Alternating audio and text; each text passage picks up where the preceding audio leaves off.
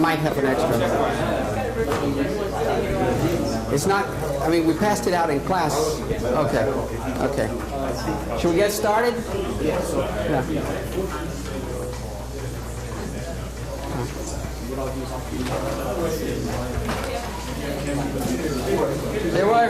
There was the usual glitch in software. If anybody's dealt with the software, it's fully compatible with all computers. You know what a hoax that is.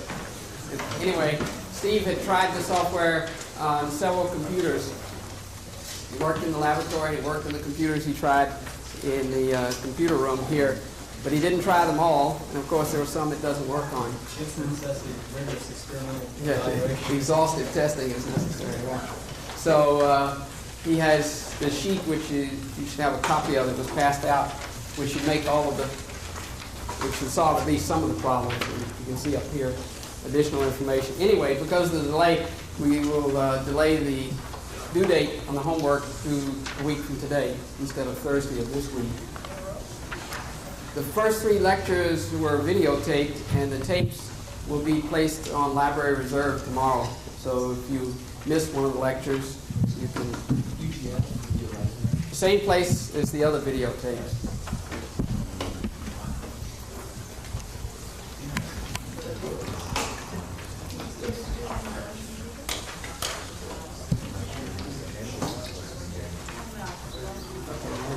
That's okay. Fine. Okay, we discussed. Just open. Okay, slam it.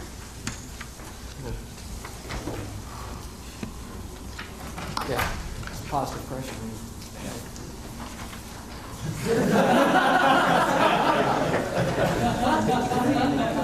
We discussed last time the origin of chaos, the sensitive dependence on initial conditions, the situation where errors grow exponentially fast. Let's look now at a thought experiment one might conduct to illustrate this exponential growth of uncertainties. This is called the Baker's transformation. Suppose we have a piece of dough, a thin layer of dough, and we put a small dot, a little tiny dot on the dough. And we measure the position of that dot with a certain accuracy. Suppose we're very good in making measurements, and we can measure with an uncertainty of only a tenth or a hundredth of a millimeter. That's smaller than a human hair. In a piece of dough which is, say, 10 centimeters, 100 millimeters wide. Now let's, like a baker, roll out the dough. Stretch it so that it is twice as long, and we want to do this a number of times. Suppose, just to pick a random number, 14 times. And we want to then predict where the location of this dot of dye will be. We've measured its location with a very small uncertainty. So we roll out the dough, and then we fold it over. Now the uncertainty is twice as large, because we've stretched the length of the dough by a factor of 2. So we've increased the uncertainty in our measurement by a factor of 2. Now let's do that again, and you can see readily that after doing this operation of roll and fold n times, the uncertainty will be 2 to the power n times the original uncertainty. So if we did this 14 times, the uncertainty would be larger than the linear size for our piece of dough. So we could predict nothing, because we have a piece of dough 100 millimeters across, and now the uncertainty is larger than the size of the piece of dough. Here we have exponential growth in time. Remember, n now is like time. The number of folds is 2 to the power n, like 2 to the time t. Exponential growth of this uncertainty in a very short period of time, just 14 folds. You could do that pretty fast if you were a baker. Roll it out, fold it over 14 times, and this tiny uncertainty would have grown to be larger than the piece of dough. Now, when people hear of this growth of uncertainties in this way, they often say, well, we should just make better measurements. This is a matter of quantitative accuracy, that if you're a good experimentalist, you can go into the laboratory and make more accurate measurements. This is not a real fundamental problem. It's a limitation of the particular experimental technique that you're using. So suppose we increase the accuracy of the measurement by a large amount. Suppose we increase it by a factor of 1,000,000. We worked a few years, maybe longer than that, maybe centuries, as an experimentalist, to improve the accuracy so we can measure the location of this dot of dye much better than to 1/100th of a millimeter, 1,000,000 times better. Then the uncertainty initially would be 10 to the minus 8 millimeters, which is 1/10 the diameter of an atom. So that's a pretty accurate measurement of the initial position. And now let's carry out the operation again, and you see that after only 34 rolled and fold operations, again our uncertainty is as large as a piece of dough. Beyond that point, we can predict nothing.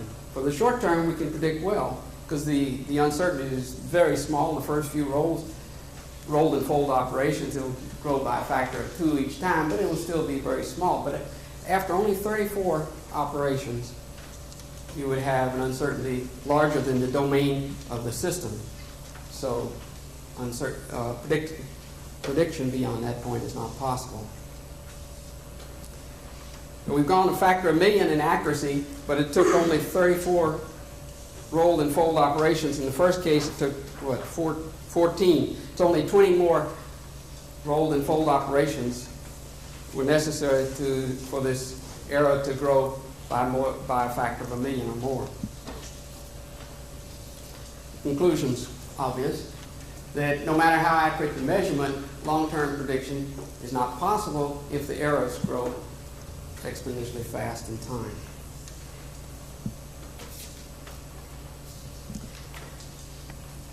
Now, if you have a system which approaches some time-independent final state, as we saw last time, or some periodic state, if you have several different initial values of the parameter, they will approach the same final state. We have attractors. Different initial points approach, as time passes, for large times, the same asymptotic values, the same limit set. And the example we considered was this simple map with quadratic nonlinearity, the logistic map. So let's remember the logistic map. You should be very familiar with it now, having done the exercises on the computer. You have this map, Rx, 1 minus x, and now for a particular value, 2.5, the asymptotic value of x, as n becomes large for any initial condition, approaches a constant, which is non-zero. And let's look now for 2 different initial conditions. And you see here x is 0.2 initially, here it's 0.1. Makes no difference. You quickly, after only a few iterations of this map, approach the asymptotic value of whatever it is, 0.6. After only 3 or 4 iterations. So the system trajectories are very quickly attracted to the asymptotic state. If we take, instead of the time-independent state, this state with period 2, we go beyond r equals 3 in the range 3 upwards. We saw that the period is doubled to period 2, and we can again pick different initial values. Here we chose 0.5 and 0.05. That should be 0.05 right here. And quickly the system settles down. You see the trajectories are different for a while, but after about 15 iterations, you cannot distinguish between the two trajectories. They are attracted very strongly to the final same asymptotic state.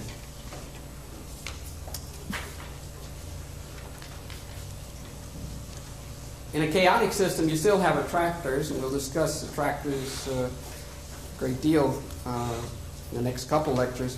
But you have now this sensitive dependence on initial conditions. That is, if you take 2 initial conditions which are almost identical, they will become different as time evolves because of this growth of uncertainties. Let's look at that now for this map, this logistic map, with a parameter value r equal 4. That's in the regime where the behavior is chaotic. Suppose now we had two initial values of x which are almost equal. They differ by 1/100th. X can vary from 0 to 1, so they differ by 1%. And we see that the trajectory is the same for the first few iterations, but by the time you get to the third or fourth iteration, there's already a difference. And by the time you get to about the fifth iteration, you have a point down here for one of the initial values and a point up there for the other initial values. So you have quite different trajectories after only a small number of iterations. Now, again, we can say we should have made our initial measurement of the location more accurately. Instead of the 2 points differing by 1%, suppose they differ by 1/100th of a percent. Okay? So here we have 2 points separated initially by 1 part in 10,000, and you can see the trajectories track fairly well for the first few values of the n, but you still don't go very far before you see large departures between trajectories. And you get here to 13 or so, one value of x is near 0 and the other is near unity. So if you have this exponential growth of uncertainties, it will take over no matter how accurately you determine the initial state of the system. So you can make short-term predictions, but not long-term. Here's a system in which time is a continuous variable. We've been discussing mainly discrete systems. We'll go more to discussion of systems described by differential equations where time is a continuous variable rather than being discrete. And here we have a particular system. It doesn't matter what it is. It's an oscillator with some damping, and it's driven at some frequency. Cosine of t is some periodic driving frequency of this system. We start out with two initial values almost identical for 2 points. One is x equals 3.01, the other is x equals 3. And you can see, and also the velocity is slightly different for the 2 points, the slope, dx dt. And the points, the trajectories track for a while, but then they, after a few oscillations, only 3 or 4 large amplitude oscillations, they begin to depart. And after a number of oscillations, you can see they're quite different.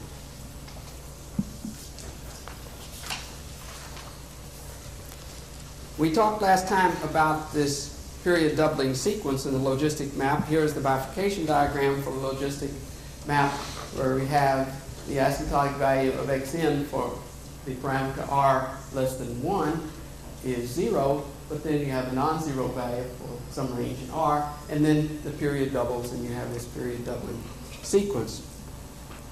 This period doubling sequence was studied by Mitchell Feigenbaum in 1975 on a handheld calculator.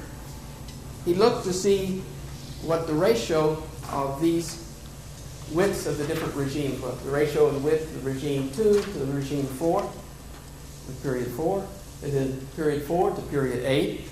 And looking at the ratio of successive periodic regimes, he found that it was described by a number which approached a constant for large values of n. So here is the ratio of the interval in r for period 2 to the n divided by the interval for the next period, the succeeding interval, period 2 to the n plus 1. For large n, approaches, he found, by doing calculation on a hand calculator, approaches a constant. And he then did the calculation on a larger computer, and he got this constant to many significant figures. It wasn't a problem in numerical accuracy. He did it different ways in different computers and obtained the same result. Then he looked at another map which has roughly the same shape. This is a parabola here. We could take another map which is a sine function. So instead of having a parabola on the interval from 0 to 1, this is xn, 1. Here's one here.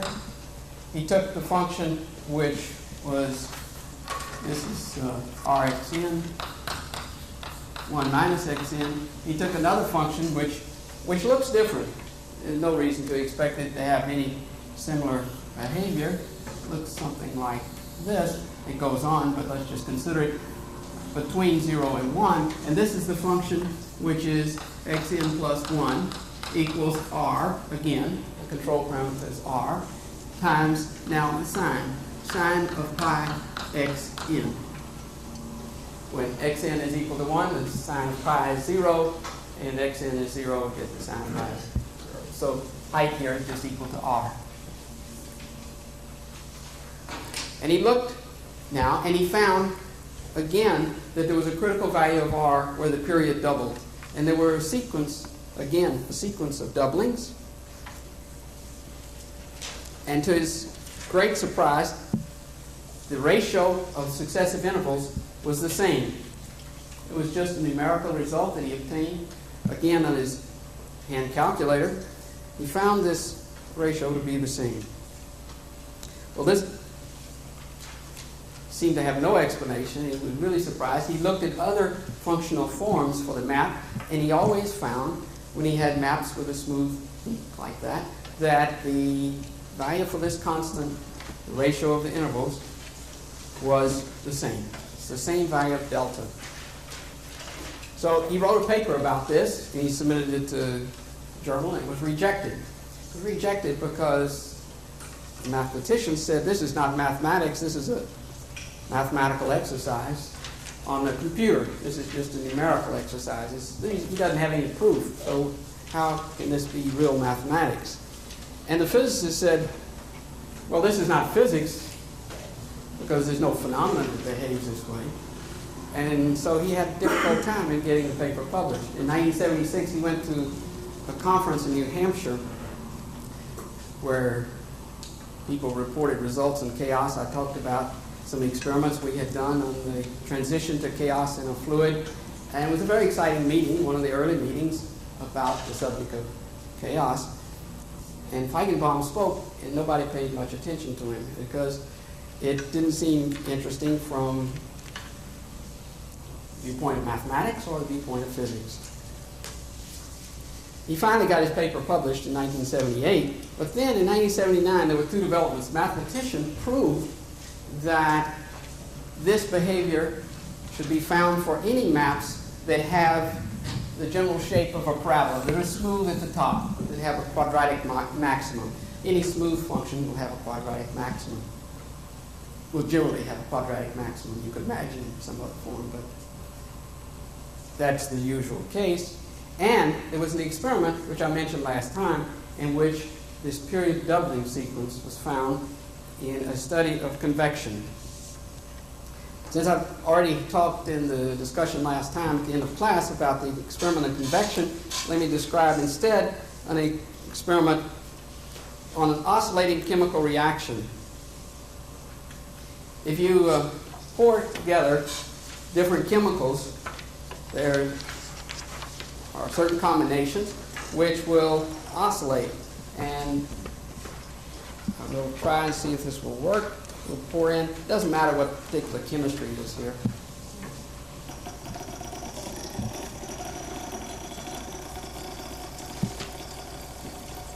These oscillating chemical reactions are, in retrospect, something that was known from early in the century, but were not widely known until about 20 years ago.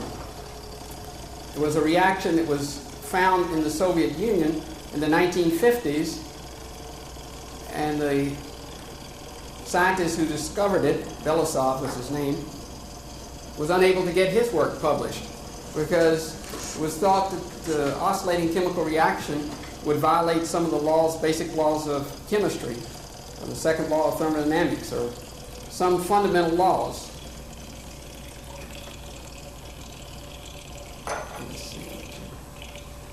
Oops. Now this will oscillate. As it oscillates, it changes colors. If you watch it, you'll see how it becomes clear, and then turn the speed down. So it's chemical clock, if you like. It had nothing to do with my touching these things. We're going oscillating for a while. Won't oscillate very long. It will oscillate for 20 minutes or so.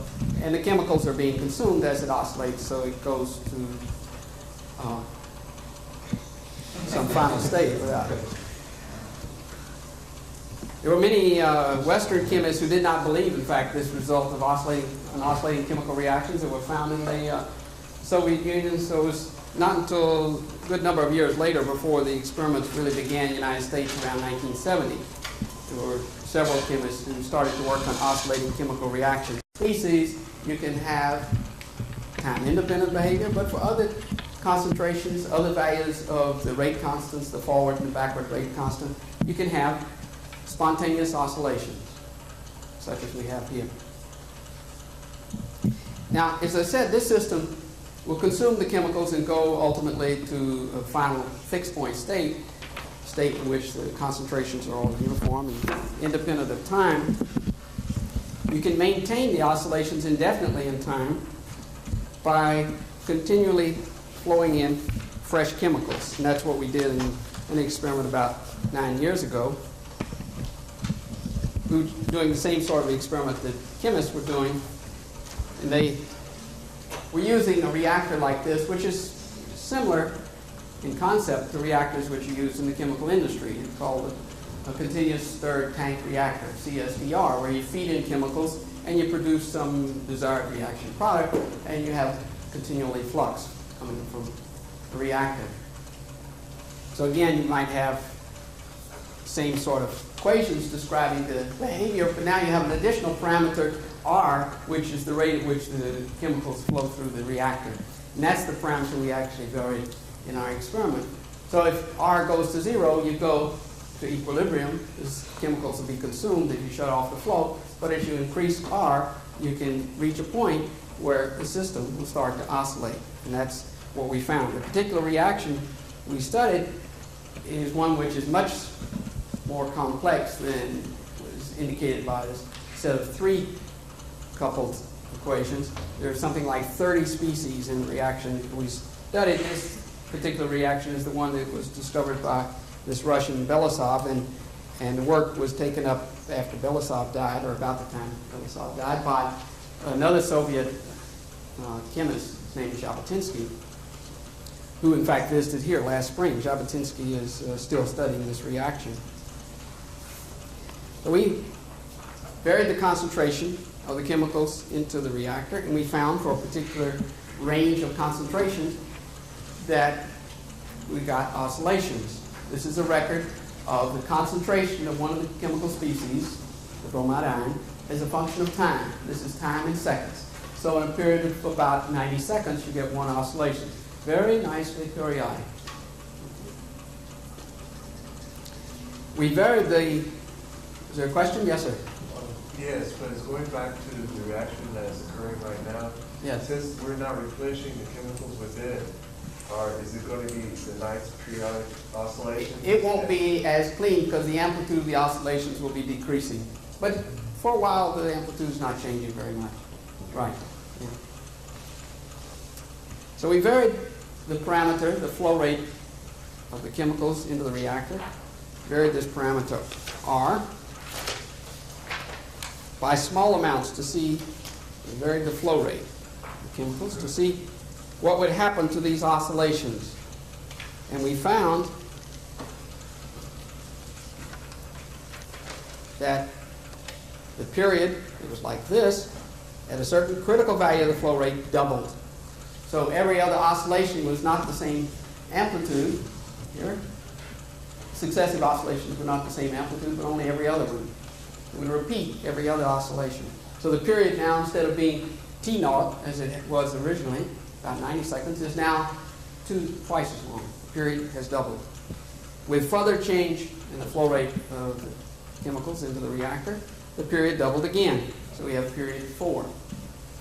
And then period 8, but we couldn't see higher periods than period 8. We looked beyond that, see what the behavior was.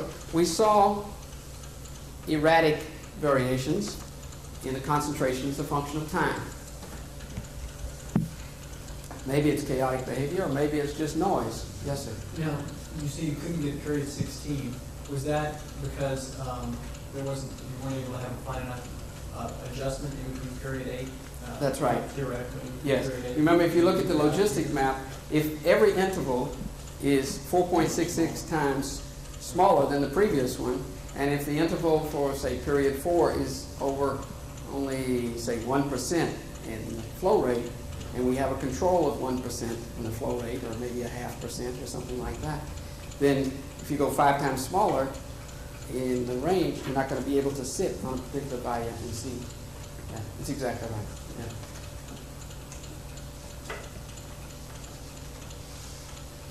So we saw this erratic behavior, and the question is whether or not this is really chaos, and that's something we'll talk about in subsequent lectures. How do we characterize chaos? How do we identify behavior as being chaotic rather than just noisy? How do you know that this arises from some underlying deterministic process rather than some fluctuations in the environment which are driving the system? Or as another interpretation that's been given for these data only a couple of years ago, there have been many papers that there have been a number of papers written on these data with explanations of why we did not see chaos. We believe it's chaos, and I think most people accept it as chaos now. But one possible explanation was that we're not chemists. We're not stirring vigorously enough so that we have a mixture of chemicals that is not uniform. In one part of the reactor, it may be oscillating at one rate, in another part at a different rate, and these oscillators, little local oscillators, are mixing together and giving some irregular behavior. It's a plausible explanation. It's not the right one, but it's plausible. So we want to see if this kind of behavior arises from some process which is deterministic, or is it just a noisy time series? We take the data, and here's one way of analyzing the data. If the data originate from a particularly simple process that sometimes work, we just name the successive values of the minima here, x1, x2, x3, x4, in the same way that we have successive values of x for a logistic map. So we make the continuous variable time into a discrete variable, 1, 2, 3. And now we can plot the successive minima versus one another, xn plus 1 versus xn. If we just had noise arising from some environmental fluctuation, you might expect the points to make sort of scatter plot, look like chicken scratches, something like that. It wouldn't have much order. But instead, you see that the points follow a smooth curve. It's not a parabolic curve, but it's parabolic at the top. You see it's a smooth curve, which tells you the system is deterministic. This smooth curve is a recipe which gives you the future in terms of the present. Here we have the value of xn gives you x at time in the future, n plus 1, and so forth.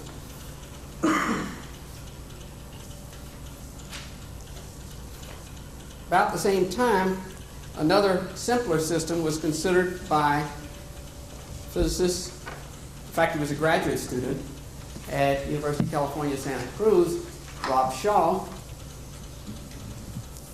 He had very little money available for experiments, but he did have a dripping faucet.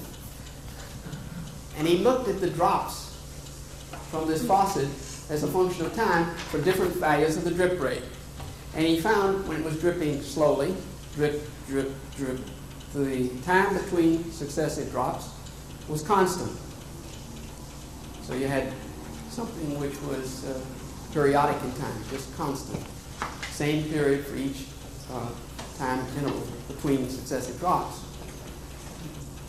When he opened the faucet just a crack more, he found that the time interval between successive drops was different.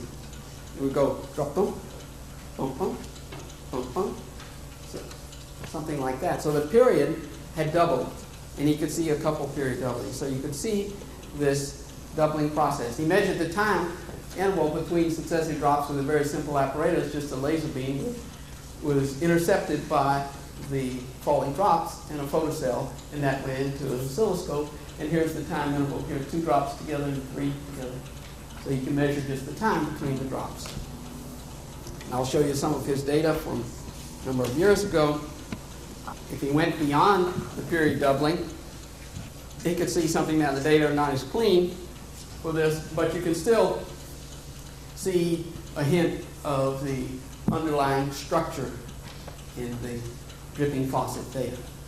So here's the time interval, T sub n, between successive drops, varying between 0.178 and 0.193, the particular faucet he used. So you see this kind of behavior that was found in the logistic map also appears to occur in much more complex systems. Something as complex as a dripping faucet, where you have large numbers of molecules and you have the taking into account the surface tension effects, and very difficult problem. Very large number of variables in the system. What about something as complex as a biological system? Well, here's an electrocardiogram in which you have a nice periodic signal with some period here. This just repeats. And this is for a patient who had a heart attack. And this is after the pain has subsided. It's nice and periodic, but they were recording the electrocardiogram during the time he was showing the symptoms. And you see that every other period, here the period is twice as long. This is not the same as the next period, but 2 periods later it's the same. So the period has doubled. In the literature in cardiology, this kind of signature is called alternans. And there are lots of EKGs which show this kind of behavior, with period doubling in the region near the onset of chaotic behavior. And we could take something that's an even more complex system, not just one person, but a whole collection of people. In fact, a collection of kids with measles. And this is a paper I just read a couple nights ago from Science, an August issue of this year, in which the title of the paper is Chaos versus Noisy Aperiodicity, Alternative Hypotheses for Childhood Epidemics. And these people analyzed measles data from New York City and from Baltimore. And I won't go into the way in which they constructed these maps. It's a little complicated to construct from the data these particular graphs. But if you have a little bit of willingness to believe, you might see a one-dimensional map here. It's not so obvious there with the New York data, but it doesn't. It's not a scatter plot that just fills the square. There's certainly much more to the description of the measles epidemic than you could extract from a one-dimensional map, but it does maybe give some insight into the dynamical behavior. At least that's the argument that these authors make.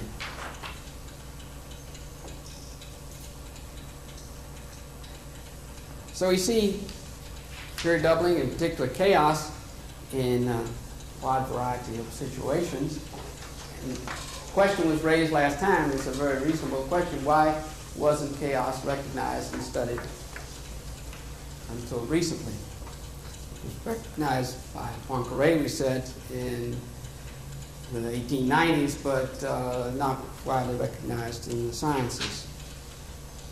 I'm not going to answer that immediately, but I want to talk about a number of issues that will bring us up to some possible answer to that question. First of all, let's review what you know, that the great development of the 20th century science, at least physics, was the development of the quantum theory. And you know that you can't make absolute predictions, that you only have, in quantum mechanics, probabilities. The deterministic laws, the laws of Newton that Professor Zebahay discussed and we talked about some last time, certainly fail on a microscopic scale. If you get down to very small links, then the uncertainty product of the position and momentum must be greater than a certain value called Planck's constant, And that's significant on a very small scale, on a microscopic scale. But on a macroscopic scale, on the scale of everyday phenomena, in fact, the scale even much smaller than most everyday phenomena, the laws of the quantum theory just become deterministic laws of Newton. Newton's laws are not supplanted by quantum mechanics on a macroscopic scale. They are still just as valid as ever. Now, this is not to, of course, to belittle quantum theory in any way. It just is not the theory relevant to the kinds of phenomena we want to discuss. Quantum theory has made possible the understanding of microscopic structure and atomic structure, made possible all the electronic devices we have, transistor and computers, and understanding of chemistry and biology that we, on a molecular basis, that we now have. But it's not the subject of this course. And it's not that uncertainty we're talking about when we talk about the sensitive dependence to initial uncertainties. Now, in science, most of the theoretical work of last century on macroscopic systems is concerned systems which are in thermodynamic equilibrium, that is, in the final state of a system which is isolated from its environment.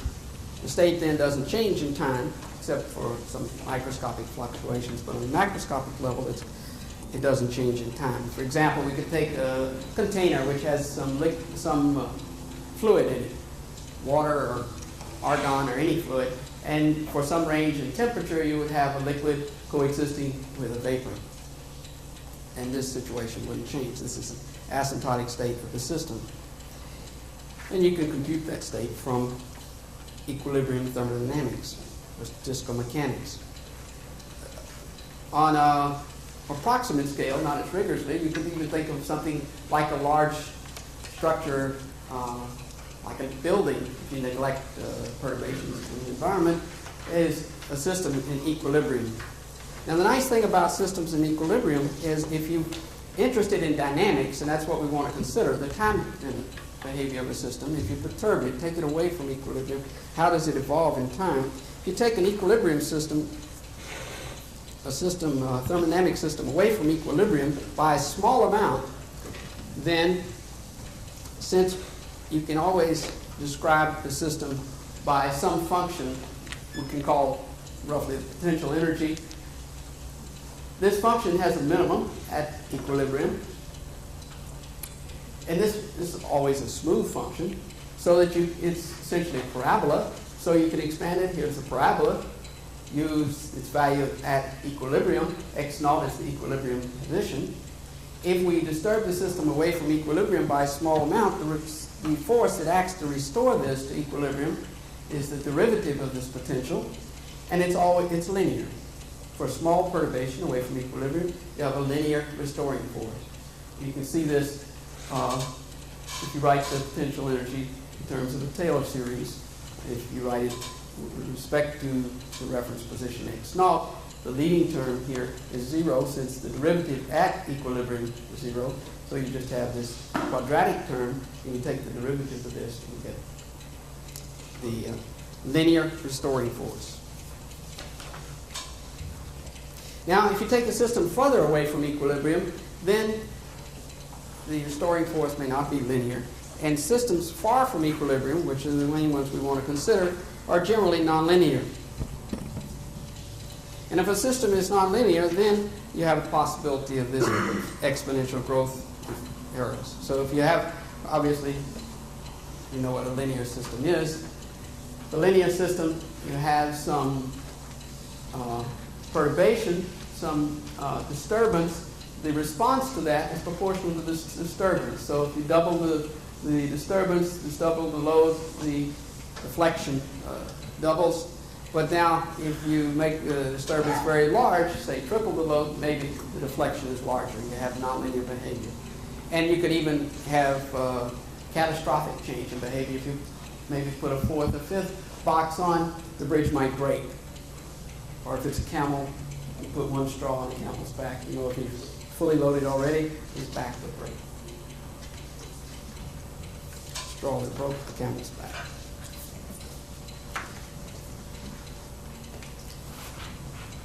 systems that are described by nonlinear equations are pervasive in the sciences. You can take any area of science. Fluid dynamics is one I'm most familiar with. Fluids occur in all scales, from the cosmological scale down to the microscopic scale. Fluid flows are considered in aerodynamics, oceanography, meteorology, blood flow. And these are described by a nonlinear equation. Lasers above the threshold where you get lasing action, or a fusion reactor, very nonlinear system. You can take, is it still oscillating? Another oscillating chemical reaction is glycolysis in the cell, the oscillating cycle that makes ATP. Economic systems are certainly nonlinear. The problem is that most of the mathematics we learn in school is concerned with linear equations. Nonlinear equations are very difficult to solve. If you have linear equations, there are standard methods to solve them. They've been developed over centuries, and since they're well understood, that's what's taught. The sum of those two, F1 plus F2, is also a solution. You can prove that readily. You can see that if the equation is linear, then this will be true.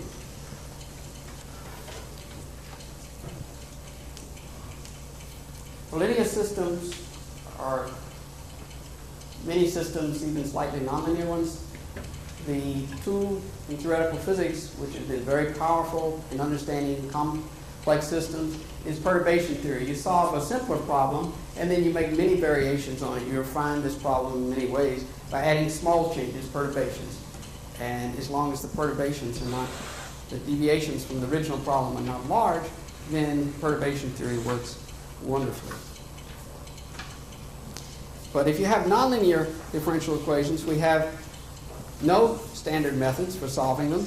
There are a few nonlinear equations which can be solved in what's called closed form, solved exactly.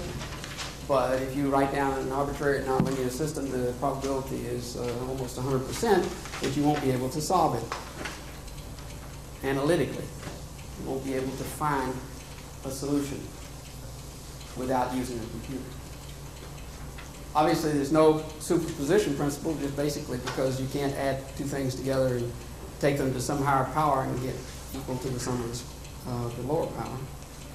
Perturbation theories also fails if you add some nonlinear terms. The nonlinear term can be very important. It can be crucial in governing the dynamics. It can grow and determine the dynamical behavior.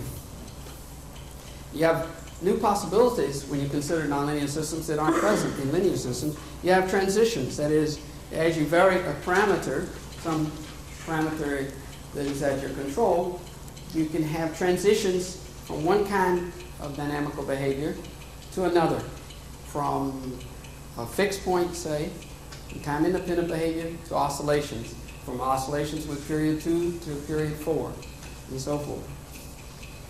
And you can even have, at the same value of your parameter, R, multiple solutions. Not only one, but because the system is nonlinear, you may have multiple solutions. And when we use the parameter, the symbol R, to indicate the control parameters, there may be many different control parameters. R is a symbol for a collection of control parameters, not necessarily just one, as it is in the logistic map that we've considered.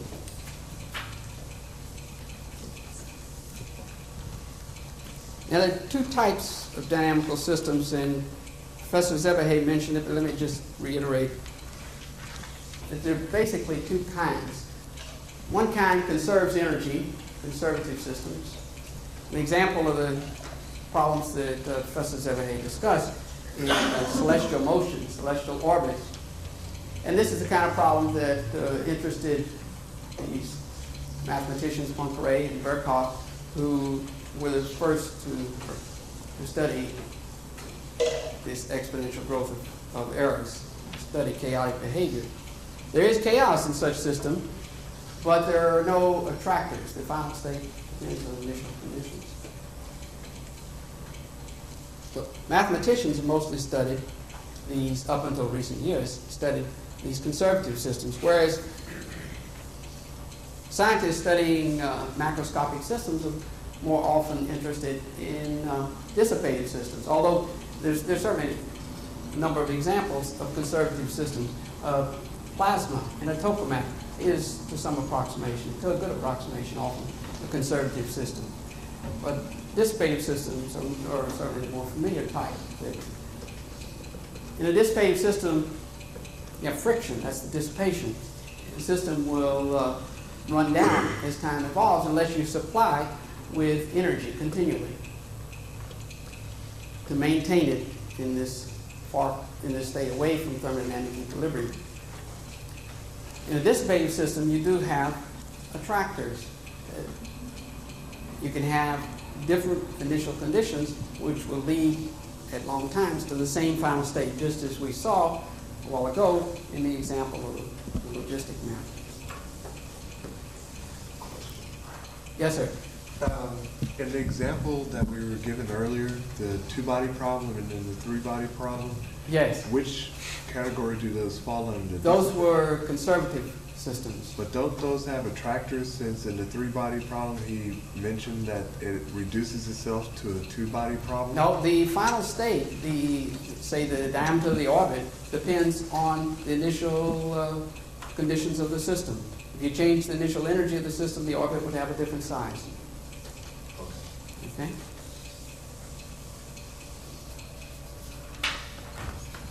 Yes, sir. The logistic map is R sort of playing the role of the dissipative,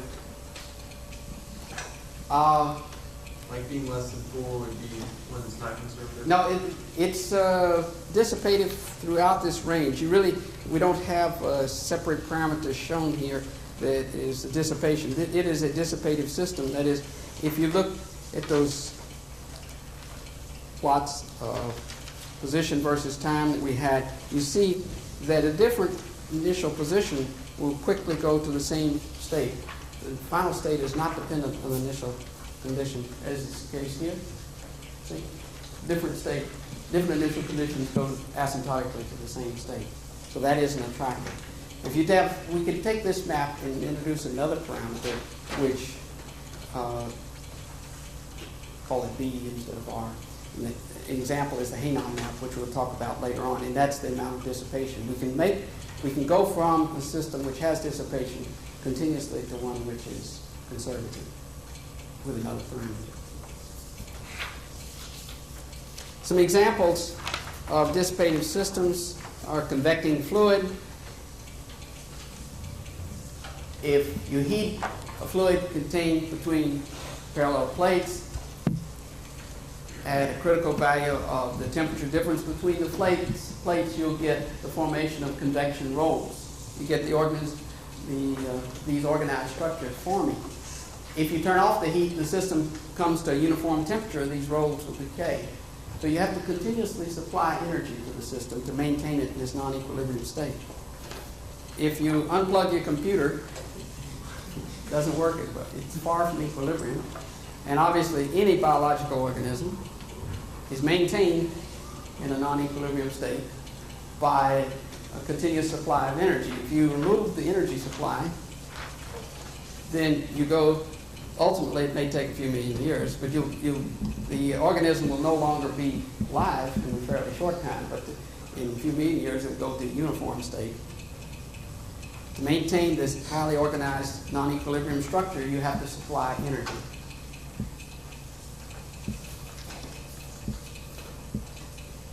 Okay.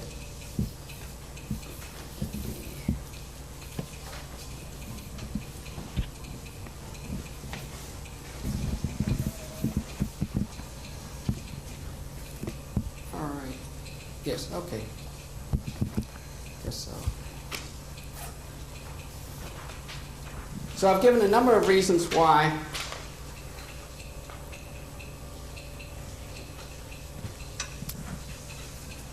these chaos wasn't found until recent years, and now I want to come to the main reason. And this was mentioned by Chancellor Hans Mark, that the real reason is availability of computers. until computers were widely available, it wasn't possible, or handheld calculator equivalently, for someone like Mitchell Feigenbaum to iterate a map not 10 times or 100 times, but millions of times in order to see the kinds of behavior that was exhibited for different values of R, and to see the underlying structure that was there. Even on a computer, it will take you a while to iterate the map many times for different values of R, and to see that this interval in R over which you have a given periodic state is decreasing at a geometric rate given by a particular constant, delta. So that made the kinds of analysis of even simple systems possible. Availability of computers is also responsible for the kinds of experiments that Liebscher did. Instead of doing experiments as we did when I was a graduate student, where you had a lab notebook and you took down numbers, you read a meter and you took down numbers in a notebook. It sounds like the Dark Ages, but it wasn't so long ago that was the way experiments were done. If you're going to distinguish between periodic behavior, chaotic behavior, multiply periodic behavior with 2 or 3 frequencies, you have to have a lot of data. You have to have a lot of numbers. So instead of recording a dozen data points in a day, you may record 1 million points in a second, or 10 seconds, or a minute, or something. You need very large numbers of data points to distinguish the different kinds of dynamical regimes. This is a problem in analyzing data from physiological systems, biological systems, or economic systems. It's very hard to get long data sets that are not contaminated with noise or outside influences to determine what kind of dynamics, to describe the dynamics in terms of the language of dynamical systems. Now, the availability of computers has led to these insights from studying numerically various model systems that have then led to the proof of new theorems and led to ideas and ways to prove theorems. So it's led to new mathematical approaches, like the proof that I mentioned of Lanford, that if you have a quadratic maximum to a one-dimensional map, then you'll have the same value of delta for different maps. The only thing that matters is the form of the extremum, not the details of the map elsewhere. So let me just conclude now today to say that one of the aspects of the field which brings us together, I think, in this room, and brings many people from diverse areas together, is that you have ideas which are new in mathematics as well as in the sciences. That the mathematics that's used in analyzing chaotic behavior is right at the cutting edge of mathematics. And there are a lot of open questions, even open questions about the logistic map, about the structure of the regime past the onset of period doubling, that are not yet answered mathematically. And for much more complex systems, even slightly more complex systems, there are many more questions that are unanswered. But we do see that in different kinds of systems, from different areas of science, similarities in the behavior. And we're trying to understand the degree of those similarities and the degree with which one can take some understanding of the ideas from simple models and apply them to real physical systems, which are very complex. Okay, so that concludes today. If you have questions, let me turn the light on. Oh, I was going to show Feigenbaum. I forgot to show his discovery, his description of his discovery of period doubling in the character of period doubling. So let's see.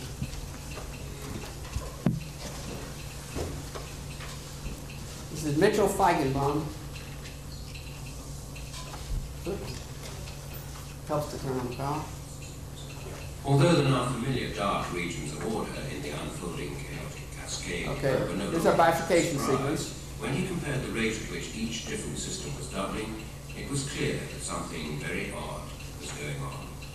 I immediately realized that it was the This is same Feigenbaum. convergence rate, and in fact, those numbers were the same, which was a completely extraordinary result. Because what it meant was that there were two completely different problems that I had considered, and yet the number came out that in no way depended on either of the problems. And of course, you have to start wondering to yourself what then it's dependent on. So I set about trying to figure out what it's dependent on, which reduced the theory of Curry leveling, and as its hallmark as the problem of the property of universality, which is exactly to say that the measurable things in any one of these very different systems is always precisely the same. And this constant about 4 2/3 is one property that's the same for all of these different systems. To apply the lesson,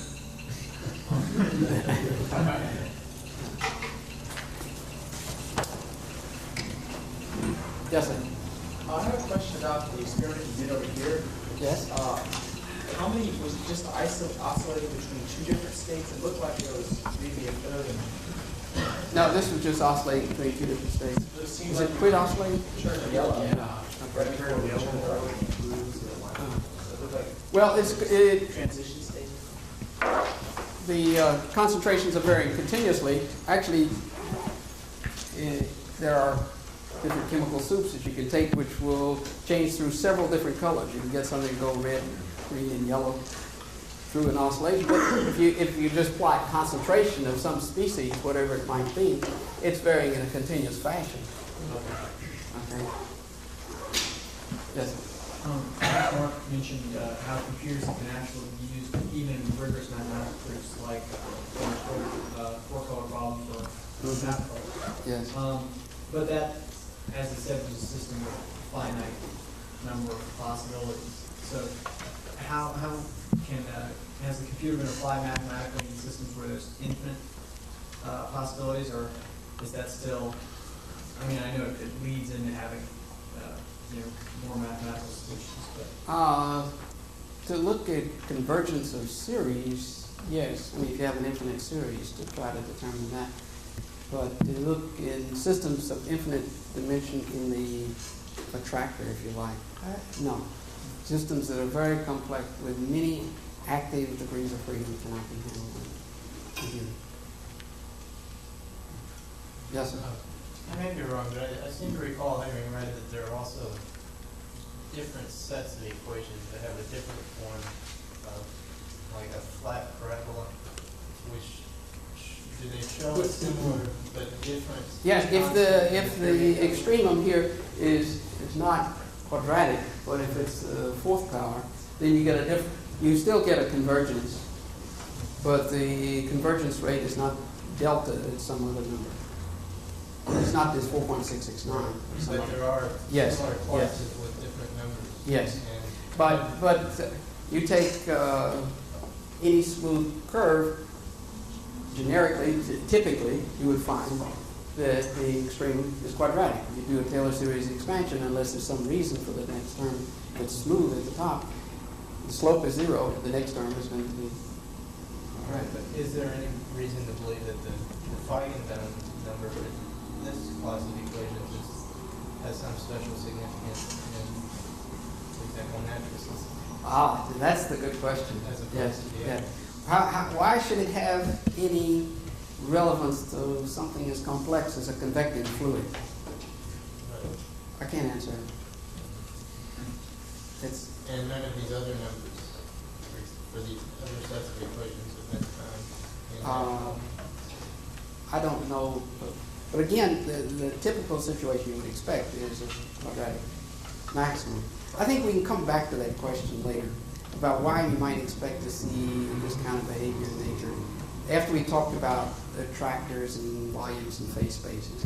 The short answer and the correct answer is I don't know the answer. Okay? But I can wave my hands and I'll try later on. Okay?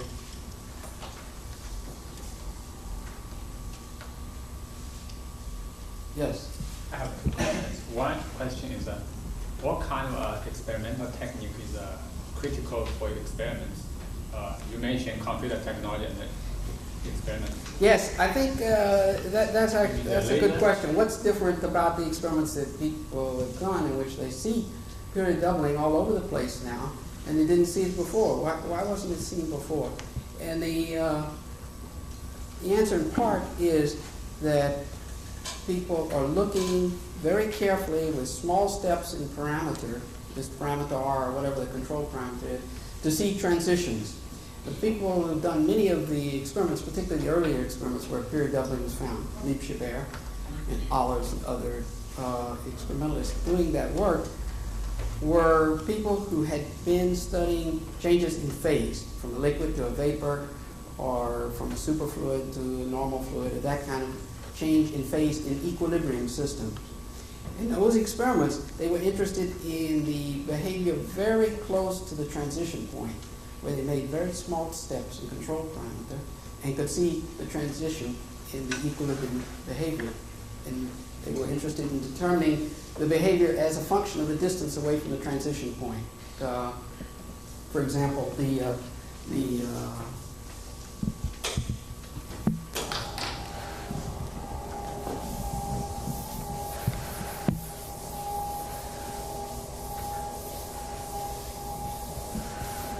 take a liquid gas, pressure versus volume for a liquid gas system. There are curves at constant temperature, some T is high, so this is high T, and at lower temperature, might be like this. You have, at large volumes, low T, at large volumes you have vapor, and small volumes you have liquid. Okay. But there is a range here in volumes in which we can have liquid and vapor coexisting if the temperature is below a certain value. And they were studying behavior in the vicinity of the top of this curve, which is called critical temperature. To look at that behavior as a function of the distance away from this critical point, you have to make very small changes in parameter. So we measure the volume of the gas minus the volume of the liquid and see how that varies from T minus T, or say T critical minus T, to some power beta, and that turns out to be 0.31 or whatever they found. They were trying to determine what are called scaling exponents. And they found that the scaling exponents were similar for different systems. If you take a ferromagnet and you look at the magnetization, as you lower the temperature, T, the material, the iron, or whatever it is, has no net magnetic field, magnetization, until you reach some critical value, and then it increases, and this magnetization then here is increasing at a rate which is varying as Tc minus T to the same power beta. So you have this same exponent describing different equilibrium systems. People had this kind of as a parameter, some concentration of variable 1 and one axis and variable 2. These are the concentrations of the chemicals that are being fed into a reactor, say. And you would find regions of one kind of behavior, another kind of behavior, and the steps in concentration would typically be factors of 2 or 3, because you could get different kinds of behavior over ranges in concentration that might be 3 or 4 or 5 orders of magnitude. So if you want to see what kinds of behavior are there, you're not going to make very tiny steps. You want to survey the whole range of possible behaviors. And so people typically made large steps. What was done 10, 12 years ago in these experiments that first began to see period doubling, chaos, and the different kinds of deterministic dynamics was to look very carefully at the points near the transition point.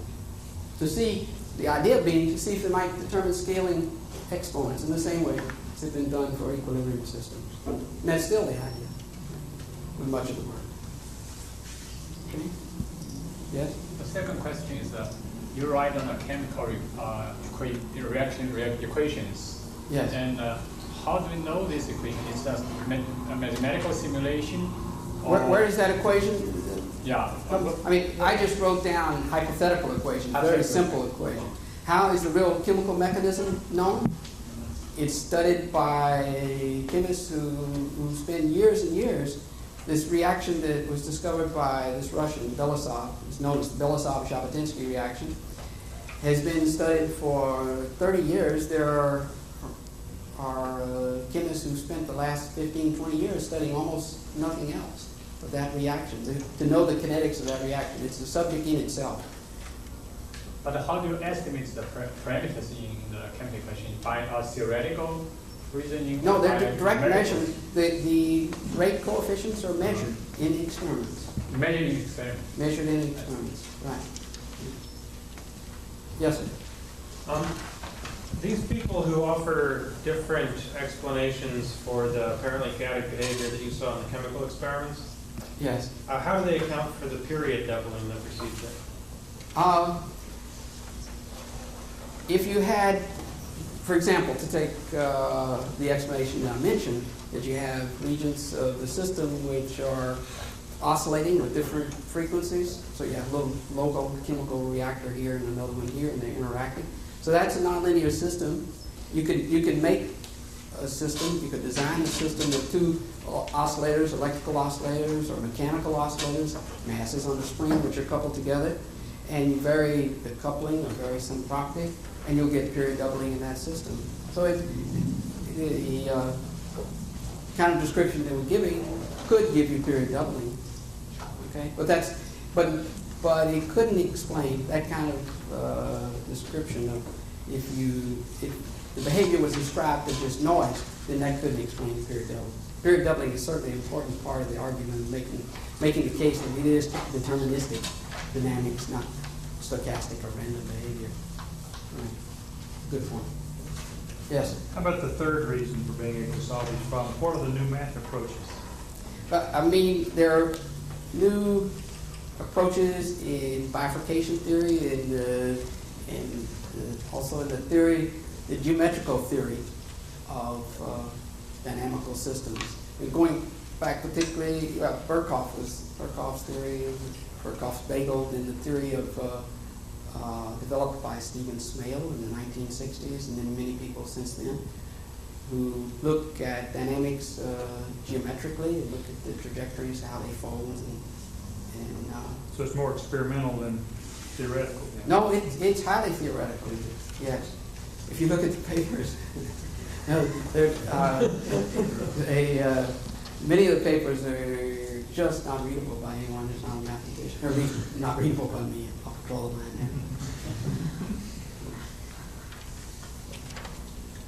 there. Yes. Can the extinction of the dinosaurs be explained through chaos rather than the idea that there was a tremendous meteorite that produced clouded the Earth with it? I don't think I want to tackle that one. There are a lot of theories. There are a number of hypotheses. I don't know that there's a universally accepted explanation. But could the extinction of a species like that essentially be explained by suppose it's some deterministic system in which the population was varying chaotically and then reached dropped below some threshold where it could not be sustained and went to extinction. Is that? Well, no, I was thinking more of reaching a point, not where it dropped below a critical point, but there was some change in the system such that it went into chaos. I guess I really don't understand. I probably don't know enough about it to be able to explain what I mean. I'm not talking about the general drop-off, but something that would happen that would produce a change, just as you have a change in fluctuation, a dramatic change which would produce extinction. Well, small changes in parameter can lead to dramatic bifurcations. And what I've talked about are continuous transitions. Now, there are discontinuous bifurcations, which we'll talk about in a week or two. And those are of concern. People are concerned about the climate. You know, if we have global warming, could we reach a bifurcation point and switch to another attractor? You know, It's just a way of thinking about the problem. It's not a question anyone can answer, but it's a matter of concern to make major changes where you're changing the bifurcation parameter in the system. Yes? Like the equation that we had, this original equation about population change. Yeah, logistic equation. Have they ever studied a actual biological population that the population changed chaotically? There were some studies that were made maybe 20 years ago in which people looked at to determine the genetically determined growth rate to see if possibly some species was in the chaotic regime, and it was thought for a while that maybe one had been found, but it's not so clear now. So they never actually observed, in the field, the population of animals or insects or creatures? It's very hard. In the laboratory, you can do controlled experiments. You can set it up and do it. In the field, it takes a long, you see, to determine whether something's chaotic, it takes a lot of data, and people are taking data with this view in mind now, but they were not necessarily in the past making measurements with very fine mesh and time and systematically looking for these kinds of dynamics of behavior. And so it's hard to answer for sure. There's no question about there being a lot of species in which there are oscillations, and maybe with more than one frequency. Oscillations in population, different periods. Because I seem to remember reading something about locust forms. They do a lot of research on locusts, and that the locust population changes at periodic rate, and I was wondering, I don't know, Okay, there may have been, I haven't followed that literature, so I'm not sure, but it's hard, given limited amounts of data, to say for sure. It's really chaotic. There's an article in Science about that kind of investigation, which comes up with very much the same conclusions that you do when you look at economics. It's very, very hard to get continuous series that are uniform for long periods, and where you can really distinguish, separate out noise events. I think I can find the reference. It's in something that I did earlier, but and I'll give it to you in a future class. But it's a very tough business to do it statistically. Yeah, well, this experiment, this analysis that I mentioned of the measles data is addressing that kind of problem. When you have a limited amount of data, which there are many factors, including in that period of time there's World War II and all sorts of things, and to try to draw definitive conclusions. I think they're reasonably careful in analyzing the data and reaching conclusions, but that's the problem that one has in dealing with these systems in nature. So it's a lot easier to think chaos in the lab under very, very controlled systems. Yes, and in very, very simple systems too. And the systems in nature are much more complex. So the same kinds of mechanisms could be operative.